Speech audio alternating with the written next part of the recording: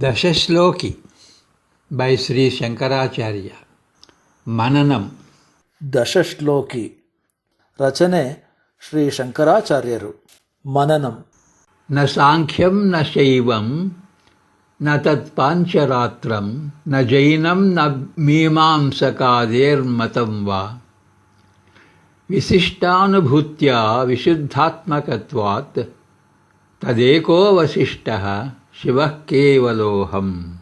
ನ ಸಾಂಖ್ಯಂ ನ ಶೈವಂ ನ ಸಾಂಖ್ಯಂ ನ ಶೈವಂ ನ ತತ್ಪಾಂಚರಾತ್ರಂ ನ ತತ್ಪಾಂಚರಾತ್ರಂ ನ ಜೈನಂ ನ ಮೀಮಾಂಸಕಾದೇರ್ಮತಂ ವಾ ನ ಜೈನಂ ನ ಮೀಮಾಂಸಕಾದೇರ್ಮತಂ ವಾ ವಿಶಿಷ್ಟಾನುಭೂತ್ಯ ವಿಶಿಷ್ಟಾನುಭೂತ್ಯ ವಿಶುದ್ಧಾತ್ಮಕತ್ವಾತ್ ವಿಶುದ್ಧಾತ್ಮಕತ್ವಾತ್ ತದೇಕೋ ವಸಿಷ್ಠಃ ತದೇಕೋ ವಸಿಷ್ಠಃ ಶಿವಃ ಕೇವಲೋಹಂ. ಶಿವಃ ಕೇವಲೋಹಂ. I deny the views expressed by the followers of Sankhya, Shaiva, Pancharatra, Jaina, Mimamsa and other faiths. Their views on the self are unsound. It is through direct realization of the self by means of the Mahavakyas that the self is experienced to be absolutely pure. So I am the one which remains. I am that only one. I am Shiva, the consciousness, pure and auspicious.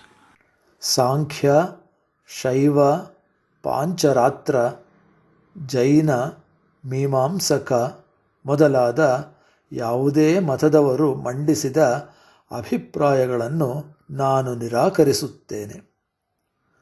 ಆತ್ಮನ ಬಗೆಗಿನ ಅವರ ವಿಚಾರಧಾರೆಗಳು ದೋಷಯುಕ್ತವಾಗಿವೆ. ಮಹಾವಾಕ್ಯಗಳ ಸಾಧನದ ಮೂಲಕ ಪ್ರತ್ಯಕ್ಷ ಆತ್ಮ ಸಾಕ್ಷಾತ್ಕಾರದ ಶ್ರೇಷ್ಠವಾದ ಅನುಭವದಿಂದ ಆತ್ಮನು ಪೂರ್ಣವಾಗಿ ಶುದ್ಧತೆಯ ಅನುಭವವನ್ನು ಹೊಂದುತ್ತಾನೆ. ಹೀಗಾಗಿ ನಾನು ಅವಶೇಷನಾಗಿ ಉಳಿದಿರುವ ಒಬ್ಬನಾಗಿದ್ದೇನೆ. ಆ ಅವಶೇಷನು ನಾನೊಬ್ಬನೇ. ನಿರ್ಮಲ ಮತ್ತು ಶುಭಕಾರಕವಾದ ಪ್ರಜ್ಞೆಯು ನಾನು. ನಾನೇ ಶಿವನು. ನ ಸಾಂಖ್ಯಂ ನ ಶೈವಂ ನ ತತ್ಪಾಂಚರಾತ್ರಂ ನ ಜೈನಂ ನ ಮೀಮಾಂಸಕಾದೇರ್ಮತಂ ವಾ ವಿಶಿಷ್ಟಾನುಭೂತ್ಯ ವಿಶುದ್ಧಾತ್ಮಕತ್ವಾತ್ ತದೇಕೋ ವಸಿಷ್ಠ ಶಿವ ಕೇವಲೋಹಂ.